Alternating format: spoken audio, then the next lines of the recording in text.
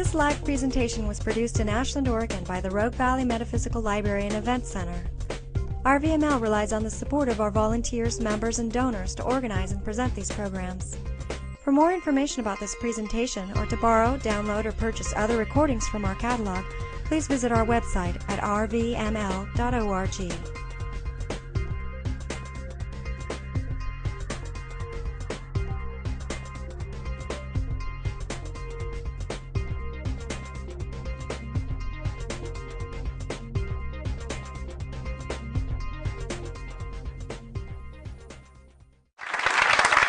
Great to be here in Ashland. My presentations are usually around 10 to 13 hours. So, in 2 hours I'm going to try to kind of crunch like a nutshell of the whole thing. So you're going to have to excuse the presentation in terms of me having to jump across slides and find them and go as I go. But, and you're going to have to take leaps of faith in what I'm saying because I don't have time to give you the details.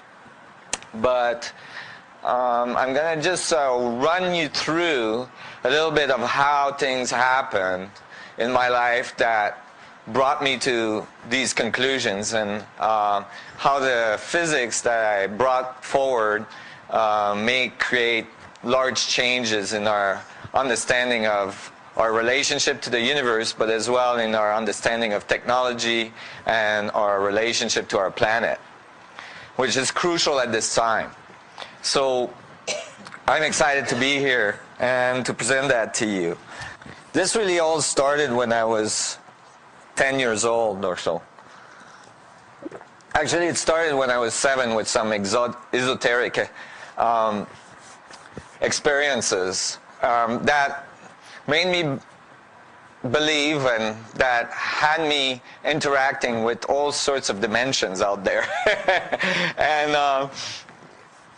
so I was kind of a strange child. I didn't fit so well in the educational system. I had the worst time, and I was just getting kicked out. I mean, I'm the only person I know that got kicked out of preschool, and I just wasn't fitting in at all. And and so by the age of 10, I had moved from one school to the other, and when the teacher went to the blackboard and said, today we're going to have our first lesson in geometry, and we're going to learn about dimensions, I got really excited, because I thought, oh my God, this is it. Finally, there's going to be an adult that's going to talk to me about all these other experiences I'm having, right?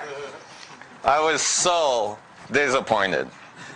The teacher went to the blackboard and made a little dot. It's like that.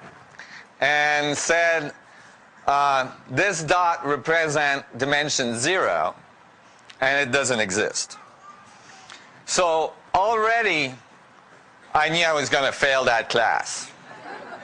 I was in the back of the room. I was always closest to the door, And the teacher, and I wanted to put my hand up and, start asking questions, but I resisted. But I could see that even the other kids were puzzled, and you probably all went through that lesson, and, it's really a fundamental lesson. And actually, this fundamental concept of dimensions and the axiom that comes from it really kind of maps out all of our current advanced mathematics and our current physics. Most of the physics of today, including quantum theory and relativistic equation, assume flat space and Euclidean space and all this stuff. And, from my first experience with it at the age of 10, I knew there was a problem because I could see the dot on the blackboard. So if it didn't exist, how come I could see it, right? So I already had an issue. Then the teacher stuck a bunch of dots together and made a line and said, that's dimension 1, and it doesn't exist either because it's made out of dots that don't exist.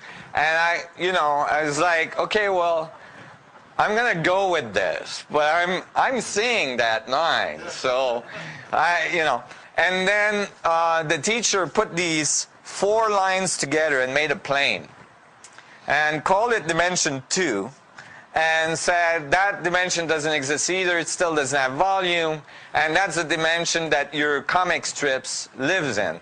And you know, I could see all the other kids were really like disappointed that their comic book didn't exist, you know, and and you know, I was getting more and more confused. But the confusion reached a crescendo when he got to the next dimension, because then he put 6 of these non-existing planes together to make a cube, and said that cube in closed space has volume, and that is 3D, and that's the dimension you exist in. And now I just couldn't go with that. I mean, I could go with the rest, but I just couldn't go with the idea that a dot that didn't exist made a line that didn't exist, that made a plane that didn't exist, and all of a sudden you slap 6 non-existing planes together, you don't get to enclose nothing, right? And so what you got at the end of this axiom is, you know, a non-existing cube which generates, you know, non-existence to the 4th, not existence. And so I knew at that moment that there was some fundamental error in our concepts of dimensions. And these concepts of dimensions sneak in everywhere. What I'm saying to you is that the concept of, for instance, a 2D surface is a mental construct of humans. It has absolutely nothing to do with reality. There is nothing in reality that has no volume. You know, if you shrink yourself to the atomic level, you'll still see volume. And there's still, you know, dynamic, volumic structure to the vacuum. There is nothing in the universe that we could point at that says that is a Euclidean flat space that has no volume, right? So it's a concept of man that we take and then we apply to the universe. Well, if you do that, at that fundamental level of your physics and your math, most likely what you're going to end up with is going to have some serious deficiencies.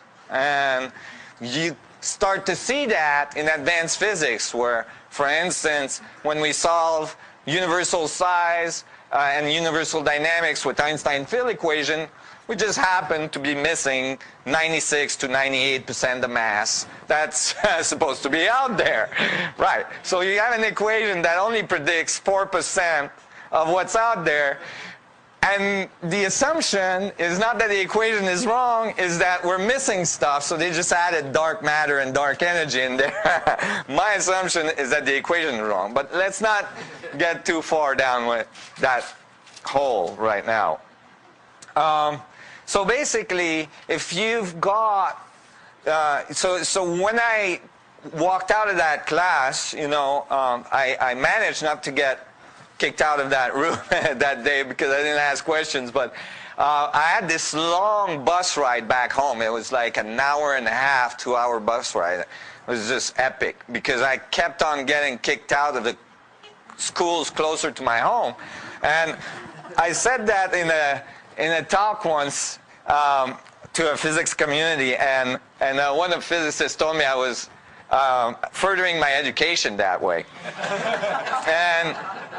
And it's true, because I had all this time to think, and I was in this bus, and I was just, you know, and I had to figure this out. And my goal became, during that bus ride, you got to figure out dimensions before you get out of this bus. You know, I didn't want to live another minute without understanding, you know, the dimension we're in. And I didn't know that this issue with dimension had been pointed out by philosophers till time